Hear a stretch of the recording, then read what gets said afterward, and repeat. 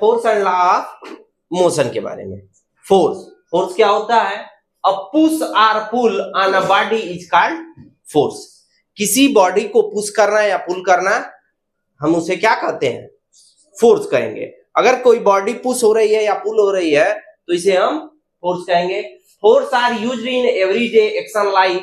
करा कि हम जितने भी हमारा फोर्स होता है वो हम एवरीडे एक्शन लाइफ में यूज किया जाता है। जैसे पुशिंग, किसी चीज को पुश कर रहे हैं, पुलिंग, किसी चीज को पुल कर रहे हैं, लिफ्टिंग, किसी चीज को लिफ्ट कर रहे हैं, स्ट्रेचिंग, किसी चीज को स्ट्रेच कर रहे हैं, ट्विस्टिंग, किसी चीज को मोड़ रहे हैं, ट्विस्ट कर रहे हैं, एंड प्रेसिंग, किसी चीज पर प्रेशर दे रहे हैं। तो वहां क्या अप्लाइड होता है? Force. For example, a force is used when we push a football. करा कि हम फुटबॉल को क्या करते हैं? पुश करते हैं। A force is used when pull the drawer. Drawer को खोलते हैं। अगर टेबल, किसी टेबल के ड्रॉवर को खोलते हैं, पुल करते हैं। A force is used to lift a box. किसी बॉक्स को उठाते हैं कहां से? फ्रॉम द फ्लोर से। तो वहां भी क्या यूज होता है? फोर्स ही यूज होता है। Effect of force. फोर्स के क्या क्या इफेक्ट हो सकते हैं? A force can move a stationary body. करा फोर्स का इफेक्ट क्या है कि वो एक स्टेशनरी बॉडी को क्या कर देगा? मूव कर देगा। ये देखिए एक स्टेशनरी बॉडी है और हम अगर इस पे फोर्स लगाएंगे तो ये क्या होने लगेगा? मूव होने लगेगा। एक स्टेशनरी बॉडी था तो हमने इस पे फोर्स लगाया और ये मूव होना चालू कर दिया।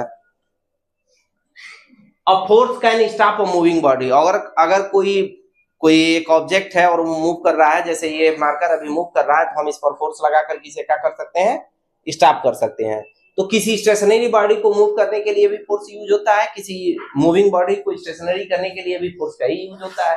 अ force can change the speed. करा स्पीड चेंज कर सकता है। जब आप इस साइकिल का पैडल पर फोर्स लगा रहे होते हैं तो आप जैसे जैसे फोर्स अपना बढ़ाते हैं उसकी स्पीड क्या हो जाती है? बढ़ जाती है। A force can change the direction of a moving body. आप फोर्स लगाते हैं हैंडल पर तो क्या करते हैं?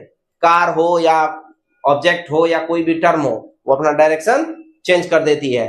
या आप जब फोर्स लगाते हैं बॉल पर बैट के थ्रू तो उसका डायरेक्शन क्या कर देती है? चेंज कर देती है। A force can change the shape of a body. करा है कि किसी भी ऑब्जेक्ट की बॉडी को फोर्स लगा करके चेंज किया जा सकता है। जैसे ये देखिए एक प्लेन टर्म है और हमने इस पे फोर्स लगाया तो इसकी बॉडी में क्या आ गई? चेंजिंग आ गई। तो ये कोई भी बॉडी को फोर्स चेंज कर सकता है, उसकी शेप को।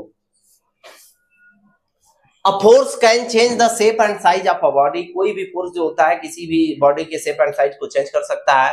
अ force is a influence which tends to a stationary body in a motion. Total वही बात की गई है जो कि इफेक्ट की बात होती है। अब हम बात करेंगे बैलेंस एंड अनबैलेंस्ड फोर्स की। बैलेंस फोर्स क्या होता है और अनबैलेंस क्या फोर्स होता है। टाइप ऑफ फोर्सेस के बारे में। तो सबसे पहला टाइप है, अगर फोर्सेस की बात करते हैं तो फोर्सेस दो टाइप के होते हैं। पहला होता है बैलेंस फोर्स और दूसरा अनबैलेंस फोर्स। बैलेंस फोर्स कौन होते हैं? If we apply two forces equal amount of an object in opposite direction the object would not move. कह रहा है कि किसी भी ऑब्जेक्ट पर, मान लीजिए हमारे पास ये एक ऑब्जेक्ट है और इस पर हम अपोजिट डायरेक्शन में दो इक्वल फोर्स लगाएंगे तो ये ऑब्जेक्ट मूव नहीं करेगा। तो इस फोर्स को ही due to their opposite direction would cancel their each other and net resultant force will be zero। दोनों फोर्सेस एक दूसरे को इक्वल होने की वजह से एक दूसरे को कैंसल आउट करेंगे, जिसकी वजह पर से इसका जो नेट रिजल्टेंट फोर्स होगा वो क्या हो जाएगा? जीरो हो जाएगा। इसे ही हम क्या कहते हैं? बैलेंस फोर्स कहते हैं। जैसे मान के चलिए अगर हम इस बोर्ड को धक्का दे रहे हैं और इस बोर्ड में कोई मूवमेंट नहीं हो रही है और फिर भी हम इस पर प्रेशर लगा रहे हैं कि नहीं, फोर्स लगा रहे हैं कि नहीं, फोर्स लगा रहे हैं और ये मूव नहीं हो रही है, तो इसका मतलब मेरा और उसका दोनों का फोर्स क्या है? इक्वल हो गया। ये बैलेंस फोर्स है क्योंकि ऑब्जेक्ट मूव नहीं हो रहा है। अनबैलेंस फोर्स की बात करते हैं। व्हेन टू और more forces of different magnitude are applied on an object from opposite और डिफरेंट साइड। करा किसी एक ऑब्जेक्ट पर दो या दो से ज्यादा फोर्सेस डिफरेंट मैग्नीट्यूड के, अलग अलग मैग्नीट्यूड के अप्लाइड हो, चाहे उनका डायरेक्शन सेम हो या अलग अलग डायरेक्शन का हो, तो the body change its position of state of motion. तो बॉडी अपनी पोजीशन या स्टेट ऑफ मोशन को क्या कर लेती है? चेंज कर लेती है। जैसे क्या किया कि हमने दो फोर्सेस लगाए, एक फोर्स में का मैग्नीट्यूड ज्यादा है और दूसरे का कम है, तो जिसका ज्यादा है वो कम वाले को क्या करेगा? मूव कर देगा। जिसका ज्यादा है, मान लीजिए हमारे इस हैंड वाले का ज्यादा फोर्स है और इसका कम है, तो इसे क्या कर देगा, मूव करा देगा। तो बॉडी मूव करना चालू कर देगी, चाहे वो सेम डायरेक्शन में लग रहा हो चाहे अपोजिट डायरेक्शन में। अगर मैग्नीट्यूड सेम नहीं है तो वो बॉडी की पोजीशन को क्या कर देगा, चेंज कर देगा। ऐसे में जो फोर्स अप्लाई होता है उस फोर्स को ही हम क्या कहते हैं, अनबैलेंस फोर्स कहते हैं। An unbalanced force acting on an object change its speed or direction or state of rest। कह रहा है कि एक अनबैलेंस फोर्स जो होता है वो किसी भी ऑब्जेक्ट की स्पीड को, डायरेक्शन को या कुछ है क्या कर देता है, चेंज कर देता है। मोशन में है तो उसे रेस्ट में कर देता है, रेस्ट में है तो उसे मोशन में कर देता है। The resultant of unbalanced forces is always greater than zero. कह रहा है कि जो अनबैलेंस्ड फोर्स होता है वो हमेशा उसकी वैल्यू किससे ग्रेटर होती है, जीरो से। क्योंकि जीरो होगी तो वो क्या हो जाएगा, बैलेंस फोर्स हो जाएगा। और जैसे ही जीरो से ग्रेटर होगी, जिस तरफ से फोर्सेस हमारे ज्यादा होंगे उस साइड से मूवमेंट ज्यादा बन जाएगा। An object move with a uniform velocity when the forces, कह रहा है कि एक ऑब्जेक्ट एक यूनिफॉर्म वेलोसिटी से मूव करने लगता है, acting on the object are balanced, there is no net external forces on it। कह रहा है क्या, acting on the object are balanced, किसी टर्म पर, किसी ऑब्जेक्ट पर अगर एक यूनिफॉर्म वेलोसिटी है तो when the forces acting on the object, तो उस समय कोई एक ऑब्जेक्ट है और वो एक यूनिफॉर्म वेलोसिटी से मूव कर रहा है, जैसे एक पहिया है यूनिफॉर्म वेलोसिटी से मूव कर रहा है, तो उस पर जो फोर्स लगता है वो कौन सा फोर्स होता है, बैलेंस्ड फोर्स होता है। No net external force on it, इस पर कोई एक्सटर्नल फोर्स नहीं अप्लाई हो। कोई एक्सटर्नल फोर्स नहीं अप्लाई होगा तो ही ऐसा होगा, जैसे क्या है, अर्थ एक पर्टिकुलर यूनिफॉर्म मोशन से क्या कर रहा है, मूव कर रहा है। इस वजह से ये क्या है, उस पर वो यूनिफॉर्म मोशन से अगर मूव कर रहा है, इसलिए उस पर लगने वाला जो फोर्स है वो कौन सा फोर्स है, बैलेंस फोर्स है।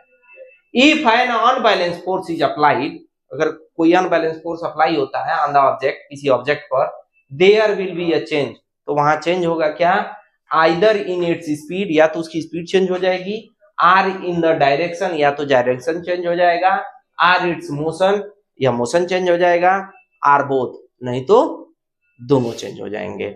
या तो डायरेक्शन चेंज होगा, नहीं तो स्पीड चेंज हो जाएगी, और नहीं तो दोनों चेंज होंगे।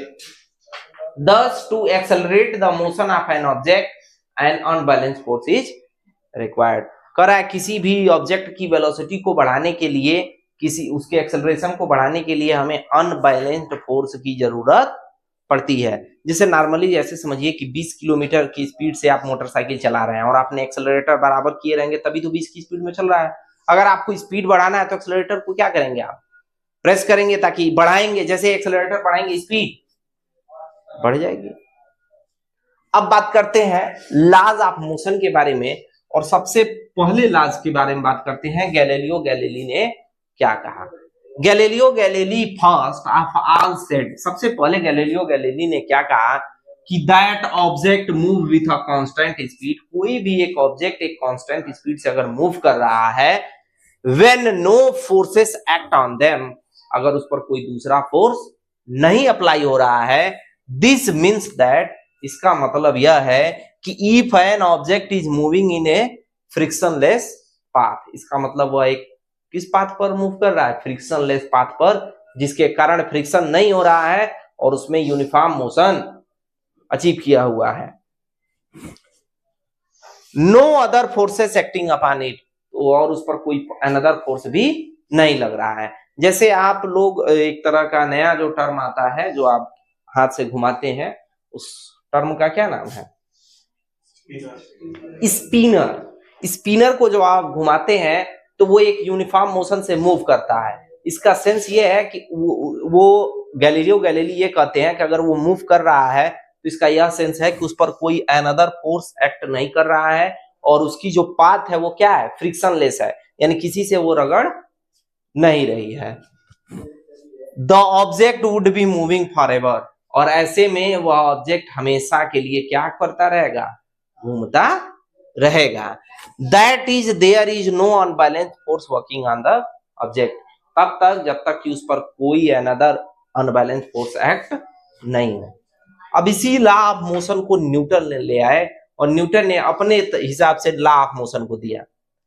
Newton studied the ideas of Galileo, Galileo के आइडिया पर स्टडी किया न्यूटन ने, and gave the 3 laws of motion, और उन्होंने 3 लॉ ऑफ मोशन दिए हैं। These laws of motion known as Newton's law of motion, उन्हें न्यूटन्स लॉ ऑफ मोशन कहा जाता है। फर्स्ट जो उन्होंने लॉ दिया है, Newton's first law of motion known as law of inertia, Newton का first law of motion law of inertia भी होता है। क्या कहते हैं न्यूटन का फर्स्ट लॉ ऑफ मोशन क्या कहता है? बात करते हैं। Any object remain in the state of rest, कोई ऑब्जेक्ट है जो रेस्ट पोजीशन में है, वो मूव नहीं कर रहा है। आर इन यूनिफॉर्म, या ऐसे पोजीशन में है कि वो कंटिन्यूअस मूव कर रहा है, जैसे मैं ऐसे इसको मूव कर रहा हूं एलॉन्ग ए स्ट्रेट लाइन, और वो ये तो सर्कुलर पाथ पर है ना, अगर हम स्ट्रेट लाइन की बात करते हैं तो स्ट्रेट लाइन पर ये मूव कर रहा है। जैसे आपका कार हो गया, ट्रेन हो गई, वो एक स्ट्रेट पाथ पर मूव कर रही है। until it compelled to the change state by applying external forces, कह रहा है ये तब तक एक दूसरे को कंपेल्ड नहीं किए जाएंगे जब तक इस पर कोई एक्सटर्नल फोर्स अप्लाई नहीं होगा। इसे ही हम फर्स्ट लॉ मोशन कहते हैं। इसमें ही आप इनर्शिया के बारे में बात करते हैं। यानी अगर कोई ऑब्जेक्ट है, सिंपल सी बात समझिए, एक ऑब्जेक्ट है, अगर वो रेस्ट पोजीशन में है तो वो हमेशा रेस्ट में ही रहेगा तब तक जब तक कि इस पर कोई एक्सटर्नल फोर्स हम नहीं लगाएंगे। हमने क्या किया कि ये पोजीशन रेस्ट में थी, हमने एक्सटर्नल फोर्स मार्कर के थ्रू इसे दे दिया, इसने अपना स्टेट चेंज कर लिया। लेकिन अगर हम इस पर एक्सटर्नल फोर्स नहीं लगाएंगे तो ये अपना स्टेट कभी चेंज नहीं करेगा। अगर इसी के जगह ये एक कंटिन्यूअस मूविंग वाला कोई ऑब्जेक्ट है, जैसे ये कंटिन्यूअस मूव कर रहा हो, तो इसको हमें अगर रोकना है तो हमें इसको एक्सटर्नल फोर्स देना होगा। हमने एक्सटर्नल फोर्स दे दिया, अब ये क्या हो गया, रुक गया। तो ये इस समय रुक गया, तो एक्सटर्नल फोर्स लगाए ना, अगर हम इसे एक्सटर्नल फोर्स नहीं लगाएंगे तो ये क्या होगा, कंटिन्यूअस मूव करेगा। यही बात गैलीलियो गैलीली ने भी कही थी। अब बात करते हैं एक्सप्लेनेशन की। If any object is in the state of rest, कोई ऑब्जेक्ट ऐसा है जो कि स्टेट रेस्ट के पोजीशन में है, then it will be remain the rest, तो वह हमेशा रेस्ट ही रहना चाहता है, until external force apply to change its state, जब तक कि कोई इस पे एक्सटर्नल फोर्स ना अप्लाई किया जाए। जैसे इसी की हम बात कर लेते हैं, ये जो हमारा इरेजर है, डस्टर है, हमने जब तक इस पर कोई एक्सटर्नल फोर्स नहीं अप्लाई करेंगे ये क्या होगा, रेस्ट पोजीशन में होगा। ये बोर्ड है, ये रेस्ट पोजीशन में ही रहना चाहता है, ये रेस्ट से अपने पोजीशन नहीं छोड़ेगा, ये तब तक नहीं छोड़ेगा जब तक हम इस पर कोई एक्सटर्नल फोर्स नहीं लगा देते।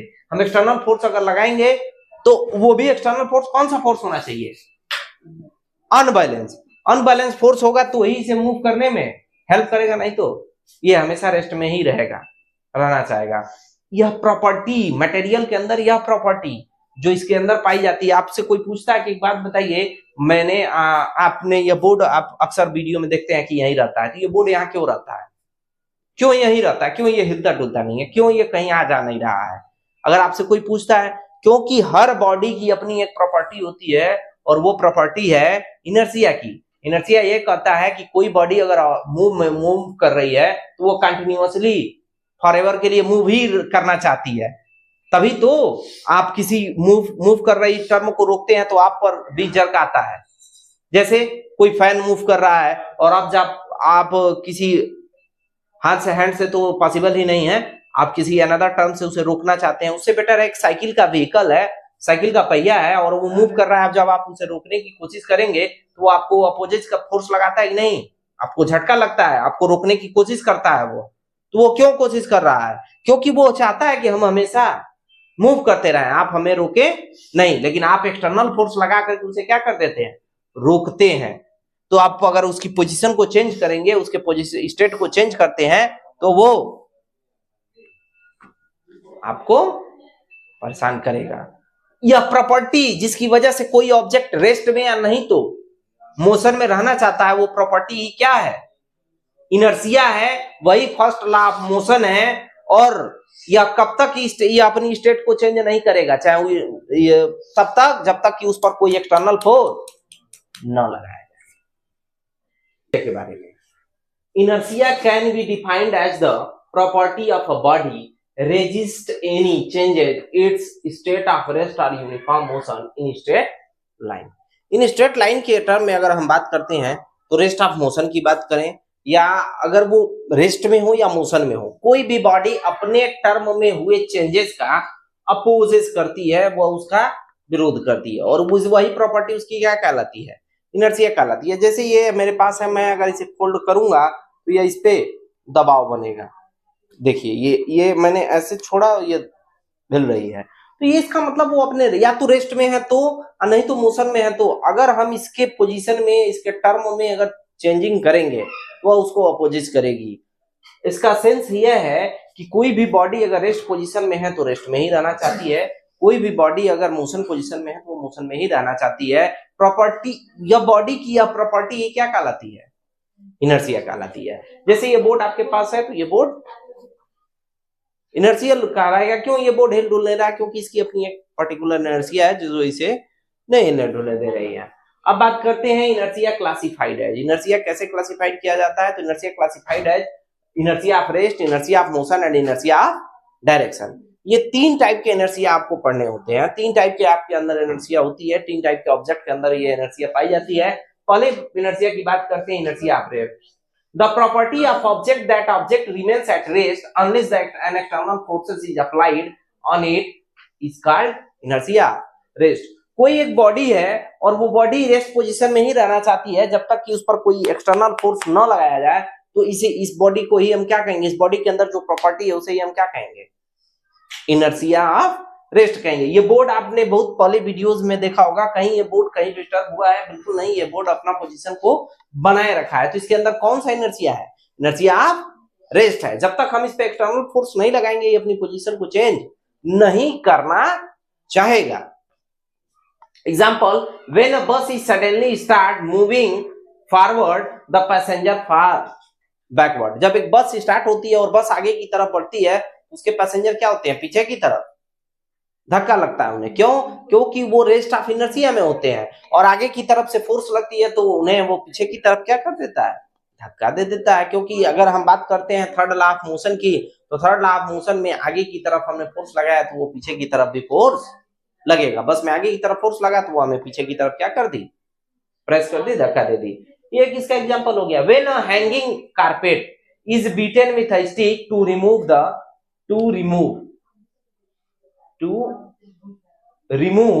The dust particle. कह रहा है कि अगर हम एक सिंपल सी बात करें तो हमने क्या किया कि हमने एक कारपेट ले लिया, मान के चलिए हमारा एक कारपेट है और इस कारपेट में बहुत सारी मिट्टी लगी हुई है, तो इस मिट्टी को अगर हमें निकालना है तो हम क्या करेंगे, हम इसको बीट करेंगे। जैसे ही किसी टर्म से बीट करेंगे तो इसके अंदर के जितने डस्ट पार्टिकल हैं वो बाहर आ जाते हैं ही नहीं आ जाते हैं। तो इसका मतलब वो क्या है कि या तो रेस्ट पोजीशन में रहना चाहता है और उसके डस्ट पार्टिकल भी किस पोजीशन में रहना चाहते हैं, इनर्शिया ऑफ रेस्ट में रहना चाहते हैं। लेकिन आपने एक एक्सटर्नल फोर्स दे दिया जिसकी वजह से उसकी इनर्शिया पावर क्या हो गई, डिस्टर्ब हो गई, और वो पार्टिकल क्या हो गए, बाहर हो गए। अब बात करते हैं थर्ड एग्जांपल की। A bullet fire from a gun make a small hole in a window pane that is the passing through it but the stone striking window pan break it into the pieces। करा एक bullet fire from a gun make a small hole. करा है कि एक pan लीजिए, एक लोहे का पैन लीजिए, और जब आप उसमें बुलेट से फायर करेंगे तो वो उसमें क्या कर देगी, होल कर देगी। लेकिन वहीं आप अगर एक पैन को, एक पेपर को ले लीजिए, अगर आप उसमें एक पेपर से क्या करेंगे, इसको जब प्रेस करेंगे तो वो उसे क्या कर देगी, तोड़ देगी, तोड़ ताड़ देगी। तो ऐसा क्यों होता है कि बुलेट ने उसको सिर्फ होल किया और एक बड़े से, अगर पत्थर की बात करें तो उसने उसको फाड़ दिया। इसका रीजन क्या है, रीजन है कि उस टर्म की अगर हम बात करते हैं, चाहे विंडो पर लगे हुए पैन की बात करते हैं, शीशे की बात करते हैं, तो उसमें बुलेट लगती है तो छेद हो जाता है। लेकिन वहीं अगर किसी बॉल से लगता है या किसी अगर हम स्टोन से मारते हैं तो क्या होता है, टूट जाता है। तो ऐसा क्यों होता है, क्योंकि उसकी इनर्शियल पावर ऑफ रेस्ट की वजह से होता है, इनर्शिया ऑफ रेस्ट के टर्म में होता है। अब बात करते हैं inertia of motion. Inertia of rest के बाद इनर्शिया ऑफ मोशन के बारे में बात करते हैं। It is the property of a body, किसी भी बॉडी का वो प्रॉपर्टी है, बॉडी आर ऑब्जेक्ट, किसी भी बॉडी और ऑब्जेक्ट की, टू कंटिन्यू इट्स मोशन, उसके मोशन को कंटिन्यू रखने के लिए, straight line, on straight line, किसी स्ट्रेट लाइन पर अगर कोई बॉडी मोशन में रह रही है तो वो बॉडी मोशन में ही रहना चाहती है, वो तब तक बॉडी मोशन में रहेगी जब तक कि कोई उस पर एक्सटर्नल फोर्स नहीं लगाया जाएगा। जब कोई एक्सटर्नल फोर्स लगेगा तो ही बॉडी वो क्या करेगी, मूव करना बंद करेगी। इस प्रॉपर्टी को ही हम क्या कहते हैं, इनर्शिया ऑफ मोशन कहा जाता है। Example, the passenger fall forward when the fast moving bus stop suddenly. करा कि एक बस जो रुकती है तो अगर उसमें से पैसेंजर उससे मूव कर रहा है यानी उससे उतर रहा है, तो कभी आप चलते हुए बस से किसी को उतरते हुए देखिएगा तो क्या वो वहीं रुका रहता है? नहीं, वो बस के साथ कुछ दूर तक दौड़ता है। मान के चलिए अगर मैं बस में हूं और बस चल रही है और मैं उतरूंगा उससे, तो मुझे इनर्शिया ऑफ मोशन दोनों का मेंटेन करना होगा। अगर मेंटेन नहीं करेंगे तो हम क्या करेंगे, वहीं तुरंत गिर जाएंगे, क्योंकि मेरा मोशन, मैं बस चल रही थी तो मैं भी मोशन में था और मेरा इनर्शिया ऑफ मोशन डिस्टर्ब हो जाएगा। A person fall forward direction while getting down the moving bus or train। कह रहा है कि बस और ट्रेन जब पीछे होती है तो हमें आगे की तरफ क्या होता है, धक्का लगता है। When a bus takes a sharp turn, the passenger experience a sideways jerk। कह रहा है कि जब एक शार्प टर्न पर बस मुड़ती है तो हमें एक झटका महसूस होता है। क्यों? क्योंकि हम मोशन फॉर्म में रहते हैं, वहां पर इनर्शिया ऑफ मोशन वर्क करता है। अब बात करते हैं थर्ड, इनर्शिया ऑफ डायरेक्शन के बारे में। A body moving in a particular direction, कोई एक बॉडी है जो कि एक पर्टिकुलर डायरेक्शन में मूव कर रही है, कैन नेवर चेंज, वो अपना डायरेक्शन कभी चेंज नहीं करेगी, इट्स डायरेक्शन इटसेल्फ, सो खुद ही, अनलेस, जब तक external force is applied on it, कोई इस पर एक्सटर्नल फोर्स न लगाया जाए। अगर हम बॉल फेंक रहे हैं तो क्या बॉल अपने मन से ही वो डायरेक्शन चेंज करके आपने सीधा फेंका है तो क्या वो राइट? अब मैं इसी की बात कर रहा हूं, तो मैं अगर इस मार्कर को यहाँ सामने की तरफ मैंने अगर इसको प्रेस किया है, सामने की तरफ अगर इसको मैंने धक्का दिया है, तो क्या ये अपना डायरेक्शन चेंज करके इस दीवार से कहीं और चली जाएगी क्या? नहीं। अगर ये जा रही है, डायरेक्शन चेंज कर रही है, इसका मतलब ये दीवार इस पर क्या लगा दी है, एक्सटर्नल फोर्स लगा दी है। जैसे आप नॉर्मल तौर पर मैच खेलते हैं तो मैच खेलते समय अगर बैट को आप पकड़ते हैं तो कोई बॉडी अगर बॉल को करा रही है तो क्या बॉल वो सीधे जाती है कि नहीं जाती है? वो बॉडी अपना डायरेक्शन तभी चेंज करती है जब हम बैट से क्या करते हैं, एक एक्सटर्नल फोर्स उसे लगा देते हैं, तो उसका डायरेक्शन होता कुछ और है, चला कहीं और जाता है, तो उस पर हम एक्सटर्नल फोर्स लगाते हैं। तो अगर वो बॉडी अपना चेंज अपने आप से अगर वो चेंजिंग नहीं करती है, क्यों नहीं करना चाहती है? क्योंकि उसके अंदर क्या होता है, इनर्शिया डायरेक्शन की पावर होती है। इनर्शिया ऑफ डायरेक्शन की वजह से ही वो अपना डायरेक्शन चेंज नहीं करना चाहती। Example, a person sitting moving A car will be pushed toward left. कह रहा है कि अगर आप कार में बैठे हुए हैं और उसने लेफ्ट की तरफ अगर आप कार को मोड़ा, when the car suddenly to the right is because, कह रहा है कि वो आप राइट की तरफ मुड़ जाएंगे, ऐसा क्यों? When the car takes a sharp turn to the right, अगर वो राइट की तरफ टर्न करती है तो आप किस तरफ हो जाएंगे, move original to the left direction. तो ये क्यों होता है, क्यों आप इसे फील करेंगे? आप किसी एक पर्टिकुलर कार वगैरह में बैठे होंगे तो अगर लेफ्ट की तरफ को टर्न होगी तो आप राइट की तरफ ही हो जाएंगे। आप साइकिल वगैरह चलाते हैं, नॉर्मल तौर पर आप देखिए ना, आप साइकिल चलाते हैं तो क्या होता है, जब आप साइकिल चलाते हैं तो साइकिल चलाते समय टर्न पर आप अगर लेफ्ट की तरफ मुड़ते हैं तो आपका शरीर बॉडी कहाँ, राइट की तरफ हो जाती है, ताकि आपका साइकिल एक पर्टिकुलर फोर्स को अचीव कर सके, द इनर्शिया ऑफ डायरेक्शन को मेंटेन कर सके। तो राइट की तरफ करेंगे तो आपका साइकिल गिरेगा नहीं। तो ये पर्टिकुलर टर्म है इनर्शिया ऑफ डायरेक्शन का। उन्होंने इनर्शिया की बात की थी, तो अब बात कर रहे हैं इनर्शिया और मास में क्या रिलेशन है। The inertia of a body is directly affected by its mass. करा किसी भी बॉडी की जो इनर्शिया होती है वह उसके मास द्वारा क्या होती है, अफेक्टेड होती है। मास ज्यादा होगा तो इनर्शिया भी ज्यादा होगी, मास कम होगा तो इनर्शिया भी कम होगा। हैवियर ऑब्जेक्ट पासेस मोर इनर्शिया। हैवियर ऑब्जेक्ट यानी जिसकी मास ज्यादा होगी उसका इनर्शिया ज्यादा, और लाइटर का लाइटर होगा। The mass of an object is a measure of its inertia. किसी भी ऑब्जेक्ट का जो मास होता है वह उसी की, वो इनर्शिया की क्या होती है, मेजरमेंट होती है। बात करते हैं मोमेंटम की। मोमेंटम क्या है?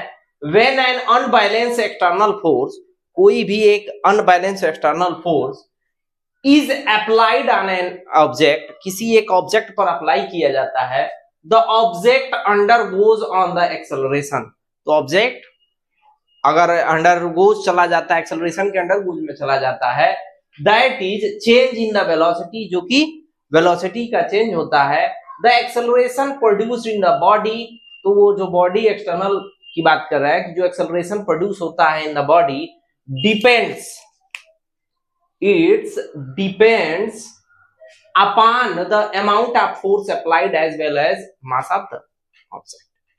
करा है एक बात, इसको समझिए कि कोई एक एक्सटर्नल फोर्स है, अगर वो किसी एक बॉडी पर, किसी भी बॉडी पर, ऑब्जेक्ट पर लग रहा है, किसी भी ऑब्जेक्ट पर लग रहा है, तो जो ऑब्जेक्ट है वो एक्सेलरेटेड हो जाएगा, जैसे एक एक्सटर्नल फोर्स लगेगा वो बॉडी एक्सेलरेटेड हो जाएगी, and the change the velocity, और वेलोसिटी में क्या हो जाएगी, चेंजिंग हो जाएगी, रुका हुआ होगा तो चल देगा, थोड़ा धीमा होगा तो और तेज हो जाएगा।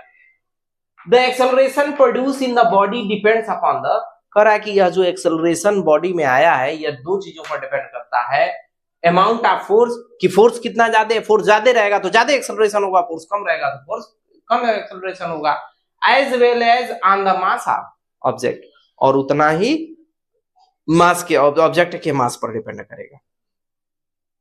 Example, the force required to stop a moving object, कर रहा है कि जो फोर्स होता है ये एक मूविंग ऑब्जेक्ट को क्या कर सकता है, स्टॉप कर सकता है, depends on the mass of body, जो कि डिपेंड करता है कि बॉडी का मास क्या है। अब आप एक नॉर्मल से रिक्शे को, एक नॉर्मल से साइकिल को, एक नॉर्मल से मोटरसाइकिल को रोक सकते हैं, लेकिन वहीं एक ट्रेन होगी उसे रोक पाएंगे क्या, क्योंकि उसकी मास ज्यादा हो जाएगी। The force required to stop a moving body is directly proportional to its velocity, कह रहा है कि किसी भी ऑब्जेक्ट को या किसी भी मूविंग बॉडी को रोकने वाला जो फोर्स होता है वो उसके वेलोसिटी के क्या होता है, प्रोपोर्शनल होता है।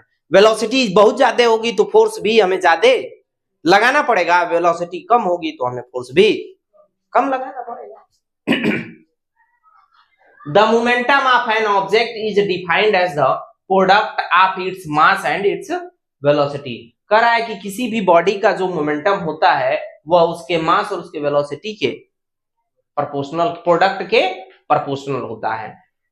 The momentum is a physical quantity that is the measure of the impact of forces of a body mass moving with the velocity v. It is represented by the simple p. कह रहा है कि कोई एक object है और उसका मास क्या है, m है, और उसकी वेलोसिटी क्या है, स्मॉल v है, तो हम उसके मोमेंटम को कैपिटल P द्वारा रिप्रेजेंट करेंगे और P इज इक्वल टू हो जाएगा m इंटू v, जहां SI यूनिट ऑफ मोमेंटम क्या हो जाएगा, मास की यूनिट क्या हो जाएगी आपकी किलोग्राम, और वेलोसिटी की यूनिट क्या हो जाएगी मीटर पर second.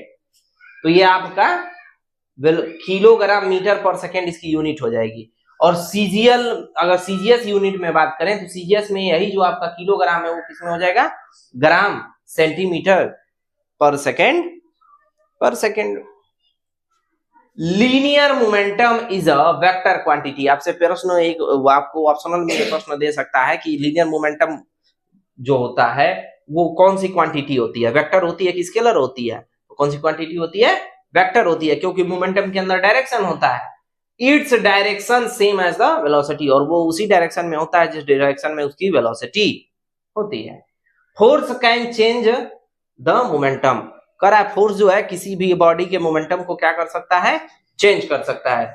The application of unbalanced force can cause a change in the velocity of the object, कह रहा है कि एक अनबैलेंस्ड फोर्स जो होता है किसी भी बॉडी के ऑब्जेक्ट के को चेंज करने के लिए टर्मलाइज होता है, वो उसके लिए पॉसिबल होता है। अगर कोई एक बॉडी है उसकी वेलोसिटी, जैसे बॉल को पकड़ लीजिए आप, ऐसे करिए क्रिकेट मैच में किसी ने बॉल फेंका तो उसकी वेलोसिटी है, अब जो वो वेलोसिटी है तो आप एक फोर्स लगाएंगे तो क्या वो उसको चेंज नहीं कर देगी, थोड़ा धीमा होगा तो और फास्ट हो जाएगी, क्योंकि हम उस पर क्या कर देंगे, फोर्स अप्लाई करेंगे। Therefore, this force can produce a change of momentum, तो ये फोर्स उसके मोमेंटम में भी चेंज करेगा, क्योंकि velocity is directly proportional to momentum, और वेलोसिटी चेंज होगी तो मोमेंटम भी चेंज हो जाएगा। Change in the momentum depends upon the time during which is apply. करा मोमेंटम इस टर्म पर भी डिपेंड करता है कि टाइमिंग क्या है। The change of momentum of an object is not only determined the magnitude of applied unbalance force. यह सिर्फ अनबैलेंस फोर्स के टर्म पे ही नहीं इसको हम काउंट कर सकते, but it is also depend upon the time.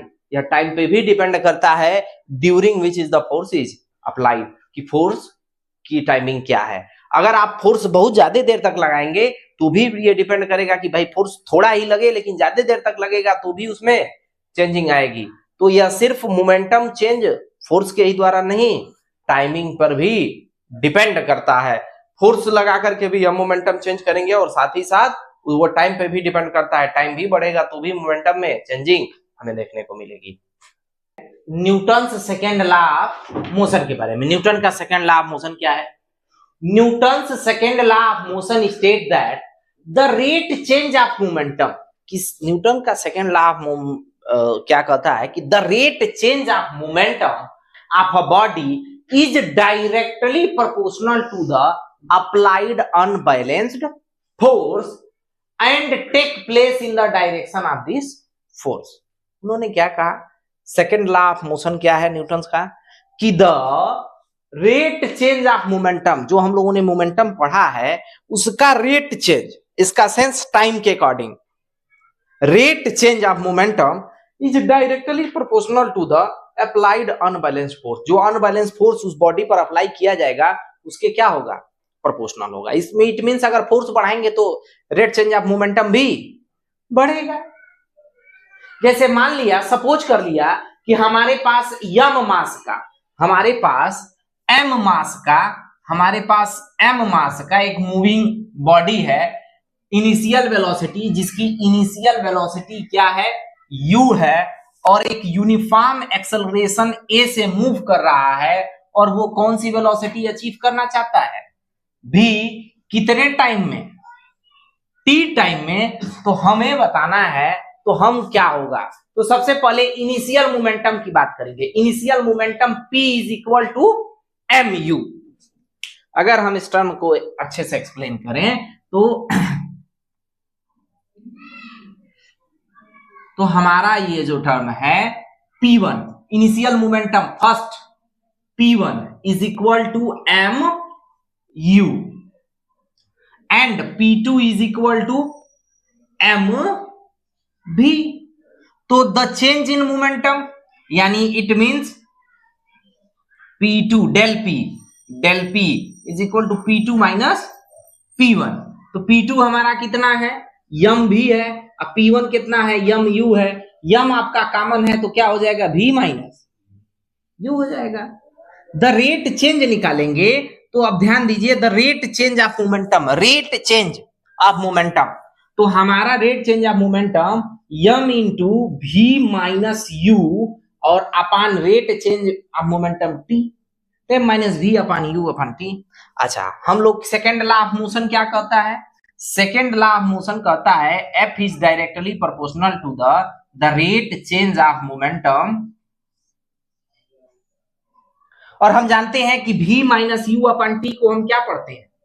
v minus u upon t को a पढ़ा जाता है। इट मींस f किसके प्रोपोर्शनल हो जाएगा? f प्रोपोर्शनल टू m, और v minus u upon t को हम क्या पढ़ते हैं? a। That means f is equal to k dot m,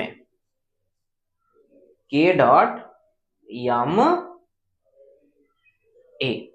f जो है k डॉट m के इक्वल हो जाएगा, जहां k क्या है? k एक प्रोपोर्शनलिटी कांस्टेंट है, और जो कि एक्सेलरेशन प्रोड्यूस करते हुए इसका जब एक्सपेरिमेंट किया गया तो इस k की वैल्यू कितनी आई?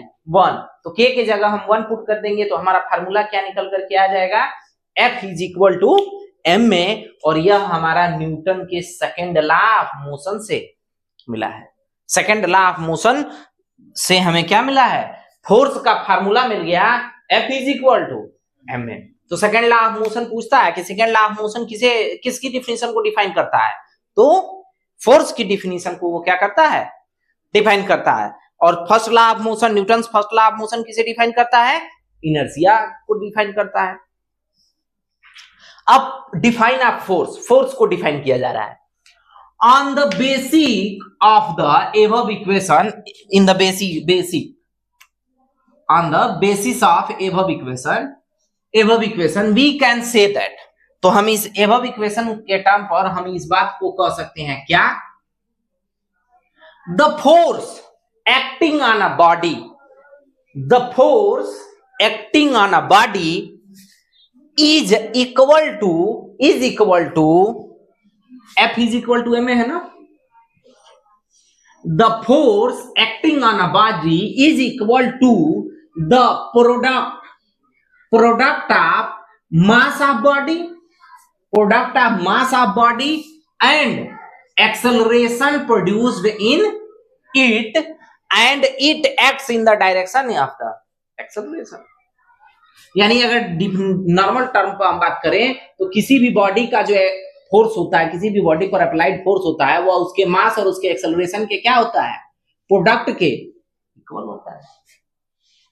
यूनिट ऑफ फोर्स, फोर्स की यूनिट की बात करेंगे तो मास की यूनिट होती है केजी और एक्सेलरेशन की यूनिट होती है metre second inverse square inverse.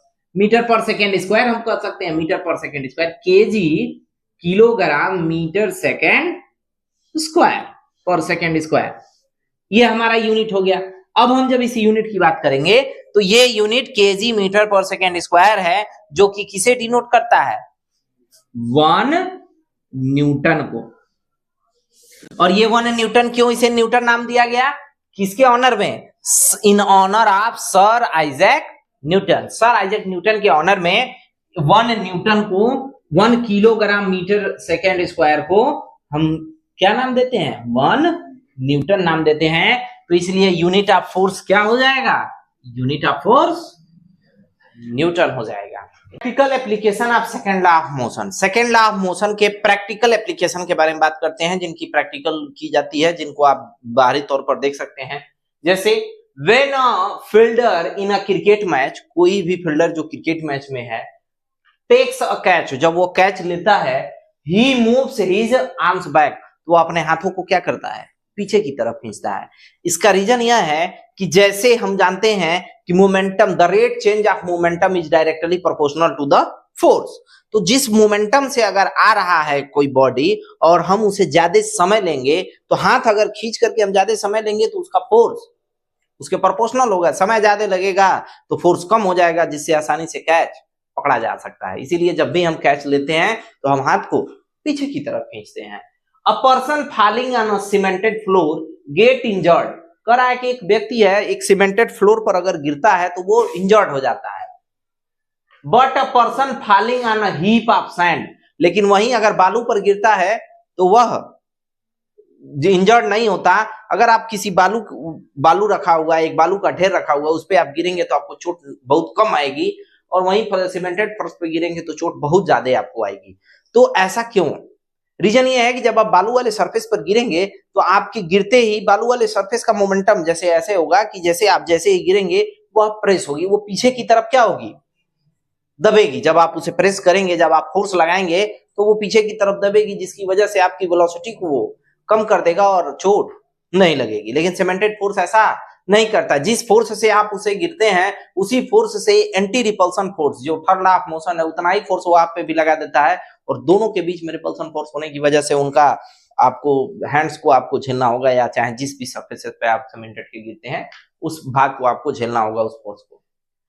Huge damage to moving train takes place, कह रहा है कि एक ह्यूज डैमेज हो सकता है जब कोई एक ट्रेन चल रही हो, when it suddenly collides with the stationary train. कह रहा है एक ट्रेन खड़ी है और दूसरा ट्रेन, एक ह्यूज ट्रेन है जो है वो मूव करती हुई आकर के उसे टकरा जाएगी तो ज्यादा एक्सीडेंट होगा। लेकिन वहीं दो आपस में ट्रेनें टकराएंगी, दोनों का कोलिजन में थोड़ा सा डिफरेंस है। तो क्यों है कि खड़ी है और दूसरे ने आकर के टक्कर मारा, क्योंकि वह उतना ही रिपल्सन का फोर्स उस पर लगाएगी, तो जो ट्रेन चल रही है वह ज्यादा डैमेज होगी। It is easier to catch the tennis ball compared a cricket ball, कह रहा है कि टेनिस बॉल को कैच करना आसान होता है क्रिकेट बॉल से, क्योंकि टेनिस बॉल छोटा होता है और उसकी रोटेशन ऑफ मोमेंटम थोड़ा सा कम हो जाएगी और टाइम ज्यादा लगेगा, जिसकी वजह से फोर्स कम लगेगा और आसानी से हम उसे कैच कर सकते हैं। The vehicle are fitted with the soccer. जो व्हीकल होते हैं वो सॉकर के साथ फिक्स किए जाते हैं। रीजन यह है कि जब सॉकर प्रेस होगा और वह अपना मोमेंटम लैपिंग ज्यादा बनाएगा तो टाइम टेकन ज्यादा हो जाएगा, जिसकी वजह से ऊपर के लोड का फोर्स कम हो जाएगा। तो टायर में इसीलिए सॉकर लगाए जाते हैं, ताकि हम फोर्स ज्यादा लगाएंगे तो फोर्स लगने की वजह से टाइम टेकन ज्यादा टाइम के लिए होगा, और टाइम टेकन ज्यादा होगा तो फोर्स कम हो जाएगा। आसानी से हम ट्रेवलिंग में चले जा सकते हैं। अब इस पे कुछ क्वेश्चंस हैं। कह रहा है find the linear momentum of a cricket ball mass. तो मास ऑफ बॉल दे रखा है, mass of ball, mass of ball m is equal to 250 gram दे रखा है। एंड ध्यान देंगे ग्राम को हमको किलोग्राम में बदलना होगा, तो 1000 से क्या करेंगे, इसे डिवाइड कर देंगे। तो 250 ग्राम को जब 1000 से आप डिवाइड करेंगे तो 1/4 आएगा, क्या 1/4 किलो ग्राम। अब velocity, velocity of ball, velocity of ball v is equal to 72 kilometre पर आवर। तो 72 किलोमीटर पर आवर को मीटर पर सेकेंड में हम करेंगे, क्योंकि वेलोसिटी मीटर पर सेकेंड में होती है। तो इस बेसिस पर 72 इंटू 5/18 हो जाएगा। 18 4 जा 24, 5 जा 20 मीटर पर सेकेंड हो जाएगा। तो हमसे पूछा है लीनियर मोमेंटम, तो हमारा लीनियर मोमेंटम क्या हो जाएगा, linear momentum P is equal to m v, P is equal to आपका हो जाएगा m v, P is equal to m v हो जाएगा। यानी आपका m कितना है, m है 1/4 और v है 24 से v कैंसिल हो जाएगा, यानी 5, यानी 5 और 5 m का kg हो जाएगा, किलोग्राम मीटर पर सेकेंड। ऐसे ही कर रहा है a body of mass 5 kg at it rest position. तो the body of mass, the body या the mass of body, the mass of body कितना दे रखा है, m इज इक्वल टू दे रखा है 5 kg एट रेस्ट, वो रेस्ट पोजीशन में थी, अपॉन अ फोर्स, उस पर एक फोर्स लग रहा था जब वो रेस्ट पोजीशन में। इट्स वेलोसिटी चेंज, तो the initial velocity, the initial velocity, initial velocity आपकी कितनी दिया है, initial velocity, initial velocity u किस पोजीशन में है, रेस्ट पोजीशन में है। रेस्ट पोजीशन में वो 0 था। Final velocity, the final velocity, final velocity कितना हो जाएगा, v is equal to 5 metre पर,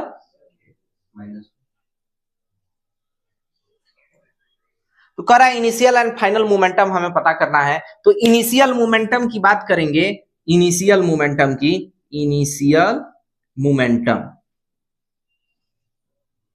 इनिशियल मोमेंटम, इनिशियल मोमेंटम को P1 कर दीजिए, यानी m is equal to u। तो m के साथ u का मल्टीप्लीकेशन कराएंगे, तो m u 0 है तो सबको क्या कर देगा, वो 0 ही कर देगा। और फाइनल मोमेंटम की अगर हम बात करेंगे P2 इज इक्वल टू, तो m भी हो जाएगा, तो m भी कितना हो जाएगा, m भी हो जाएगा आपका, m 5 है और v आपका 5 है, यानी 25 मीटर पर सेकेंड, किलोग्राम मीटर पर सेकेंड, किलोग्राम मीटर पर सेकेंड। चलिए अब करा what will be the mass of an body, कह रहा है किसी बॉडी का मास बताना है, फोर्स हमारा दे रखा है, फोर्स एक्टेड ऑन बॉडी, किसी बॉडी पर जो फोर्स एक्ट है वो कितना है, F इज इक्वल टू कितना न्यूटन है, 200 न्यूटन, 200 न्यूटन है, 200 न्यूटन है आपका। एक्सेलरेशन कितना दे रखा है, एक्सेलरेशन आपका दे रखा है, A दे रखा है 5 मीटर पर सेकेंड स्क्वायर। सिंस मास कितना हो जाएगा, mass is equal to force by, क्योंकि F is equal to M A होता है, आप जानते हैं F is equal to M A, second law of motion, तो M इज इक्वल टू क्या हो जाएगा, F बाई ए, तो it means F by A, F आपका है 200 और A आपका है 5, इट मीन्स 40 केजी। तो मास ऑफ द बॉडी कितना है, 40 केजी का है। अब बात करते हैं, आपका फोर्स दे रखा है, इस क्वेश्चन को अगर हम सॉल्व करते हैं, तो मैं इस क्वेश्चन को सॉल्व नहीं करूंगा, आपके लिए मैं छोड़ रहा हूं। F आपका दे रखा है 1 न्यूटन और आपका मास दे रखा है, m दे रखा है 1 ग्राम, तो ग्राम को किलोग्राम में आप चेंज कर लीजिएगा, यानी 1/1000 ग्राम हो जाएगा, 1/1000 केजी हो जाएगा। और आपका पूछ रहा है एक्सेलरेशन पूछ रहा है, तो A इज इक्वल टू क्या हो जाएगा, A इज इक्वल टू आपका हो जाएगा F/m, और आप F/m करेंगे तो आपका A पता चल जाएगा। अब बात करते हैं थर्ड लॉ ऑफ मोशन की, न्यूटन के थर्ड लॉ ऑफ मोशन के बारे में। थर्ड लॉ ऑफ मोशन क्या है, when one object exert on a force, कोई एक ऑब्जेक्ट जब किसी दूसरे ऑब्जेक्ट पर एक फोर्स एक्सर्ट करता है, द सेकेंड ऑब्जेक्ट भी साइमल्टेनियसली ठीक उसी प्रकार एक्सर्ट अ फोर्स, एक एक्सर्ट फोर्स करता है, but back on the first, लेकिन पहले वाले पर। जैसे हमने ऐसे कहा कि हमने क्या किया, ऐसे समझिए कि ब्लू वाले को रेड वाले पर हमने एक फोर्स लगाया, तो हम जितना फोर्स ब्लू मार्कर रेड वाले पर फोर्स अप्लाई कर रहा है, उतना ही फोर्स ब्लैक रेड मार्कर भी ब्लू पर करेगा। यही न्यूटन का थर्ड लॉ है, इसे ही थर्ड लॉ ऑफ मोशन कहा जाता है, इसे ही एक्शन रिएक्शन का लॉ भी कहा जाता है कि every body has a action but there is also applied in opposite direction in a reaction. तो उनको वहां अगर हम बात करते हैं कि these two factor are always equal in the magnitude, ये मैग्नीट्यूड हमेशा इक्वल होंगे बट इन अपोजिट डायरेक्शन, लेकिन उनका डायरेक्शन अपोजिट होगा। These force act on a different object never on the same object, कह रहा है कि यह हमेशा डिफरेंट ऑब्जेक्ट के लिए होगा, सेम ऑब्जेक्ट के लिए ऐसा नहीं होगा। For every action in a nature there is an equal and opposite reaction, किसी भी एक्शन के अपोजिट में रिएक्शन होता है, ये नेचर का ही है। एक एग्जांपल हम ऐसे आपको समझा रहे हैं कि बैलेंस फोर्स का ही एक एग्जांपल ले लीजिए, या ऐसे देखिए कि यहाँ पर आपका एक बॉडी ए है और एक बॉडी बी है, उनका मास क्या है, उनका फोर्स क्या है, मैटर नहीं करता है। अगर वो एक दूसरे पर फोर्स, अगर एफ फोर्स लगा रहा है, ए फोर्स लगा रहा है बी पर, तो बी भी उतना ही फोर्स लगाएगा ए पर, और दोनों का फोर्स अपोजिट डायरेक्शन में होगा। अपोजिट डायरेक्शन में होने की वजह से आपका जो है F1 इक्वल हो जाएगा F2 के, बट अपोजिट डायरेक्शन में होने की वजह से, इस पर मैग्नीट्यूड के अपोजिट डायरेक्शन में होने की वजह से यह माइनस में चला जाता है। यानी मैं अगर इस दीवार को, इस बोर्ड पर मैं फोर्स लगा रहा हूं, मैं इसे प्रेस कर रहा हूं, तो जितना फोर्स मैं इसे मैं फोर्स दे रहा हूं, उतना ही फोर्स मुझे इस बोर्ड द्वारा मेरे ऊपर भी लग रहा है। यही third of law of motion का एक छोटा सा कंक्लूजन आपको ऑनलाइन में हम समझाना चाह रहे हैं। धन्यवाद। Example of Newton third law of motion, हम लोगों ने थर्ड लॉ ऑफ मोशन को पढ़ा, जिसे एक्शन रिएक्शन का भी लॉ कहा जाता है। Every action has a reaction but in opposite direction, किसी भी एक्शन का रिएक्शन होता है बट अपोजिट डायरेक्शन में। उसके एग्जांपल्स क्या क्या हैं डेली लाइफ में? अ swimmer pushes the water the backward direction, कह रहा है कि जो स्विमर्स होता है वो बैकवर्ड डायरेक्शन में, अगर आप किसी स्विमर्स को देखते होंगे तो वो बैकवर्ड डायरेक्शन में ऐसे हाथ को करता है, यानी पानी को अपने बैकवर्ड डायरेक्शन में धक्का देता है, तो पानी भी उसे क्या करती है, वाटर भी उसे, the water exert a force on a swimmer, तो वाटर भी उस पर एक फोर्स एक्सर्ट करती है, जिसकी वजह से वो कहां बढ़ता जाता है, आगे। तो ये थर्ड लॉ ऑफ मोशन का एक एग्जांपल है कि अगर स्विमर्स को आपने देखा होगा तो वो कुछ ऐसे हाथ चलाते हैं और आगे वाली पानी को पीछे की तरफ धक्का देते हैं, जिसकी वजह से पानी भी उतना ही फोर्स उस पर अप्लाई करती है, और जितना ज्यादा पानी हटाएंगे उसके वॉल्यूम का उतना ही ज्यादा उस पर फोर्स लगेगा और वो आगे की तरफ बढ़ते जाएंगे। विच पुशेस हिम फॉरवर्ड, जो कि उसको आगे बढ़ाता है। When a sailor jumps out a roving boat, किसी रोविंग बोट पर कोई सेलर अगर जंप करता है इन फॉरवर्ड डायरेक्शन, आगे की तरफ, in the reaction force on the boat moves the backward. अगर किसी एक रोइंग बोट पर, कोई एक रोइंग बोट है और अगर वो नाव खड़ी है, तो नाव के ऊपर अगर आप ध्यान से देखेंगे तो नाव कुछ ऐसे ही होती है। तो अगर इस नाव पर, रोइंग बोट पर अगर कोई व्यक्ति अगर जंप कर रहा है तो वो आगे की डायरेक्शन में जंप करेगा ना, तो आगे के डायरेक्शन में जंप करेगा तो पीछे के डायरेक्शन में उस पर एक फोर्स लगेगा और नाव वो थोड़ा सा क्या होगी, पीछे हटेगी। When the sailor pushes a oar is backward direction, the boat moves at a forward direction।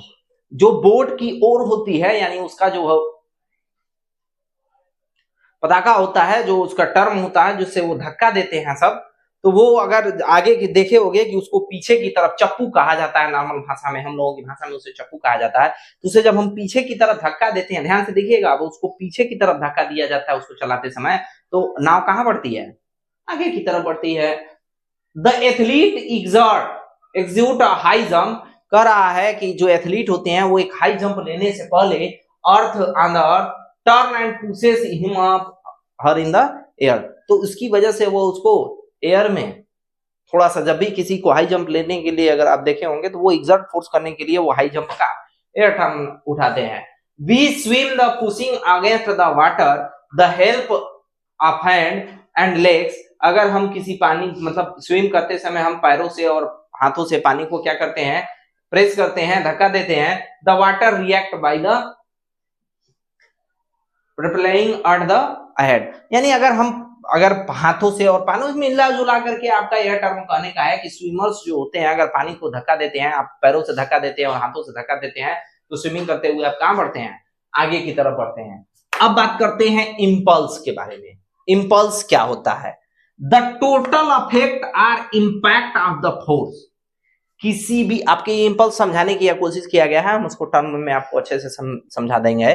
सबसे पहले हम इसके डिफिनेशन की बात करते हैं, तो the total effect or impact of the force is called the impulse.